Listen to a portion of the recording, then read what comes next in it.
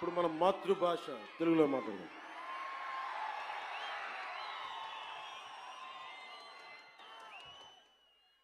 సనాతన ధర్మాన్ని త్రికరణ శుద్ధిగా ఆచరించే వ్యక్తిగా ఈ వారాహి డిక్లరేషన్ని వెంకటేశ్వరుడి పాదాల సాక్షిగా మీకు తెలియజేస్తున్నాను. ఏ మతానికి ఏ ధర్మానికి భంగం వాటిల్లినా ఒకేలా స్పందించే విధంగా లౌకికవాదాన్ని పాటించాలి. సనాతన ధర్మ పరిరక్షణ కోసం అవిశ్వాసాలకు భంగం కలగజేసే చర్యలు అరికట్టడానికి దేశం మొత్తం అమలయ్యేలా ఒక బలమైన చట్టం అవసరం ఉంది. దానిని తక్షణమే తీసుకురావాలి.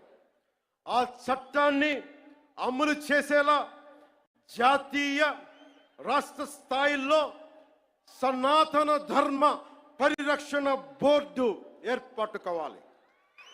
దానికి ప్రతి ఏటా నిధులు కేటాయింపబడాలి. ఆలయాలలో నిత్యం జరిగే నైవేద్యాలు ప్రసాదాలలో వినియోగించే వస్తువుల స్వచ్ఛతని ధృవీకరించే విధానాన్ని తీసుకురావాలి. ఆలయాలు కేవలం ఆధ్యాత్మిక కేంద్రాలుగే కాదు,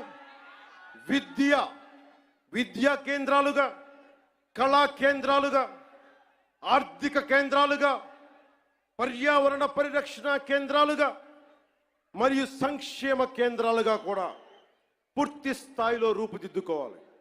ఆ దిశగా ఒక ప్రణాళిక సిద్ధం చేయాలి.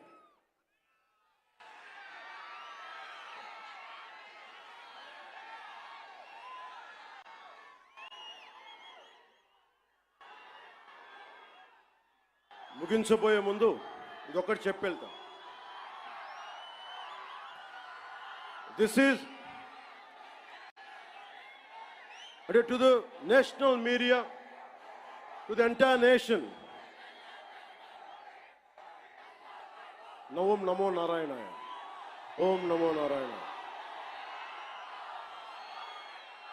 పవన్ కళ్యాణ్ ఉన్నాడు అంటే స్వామివారి దయ.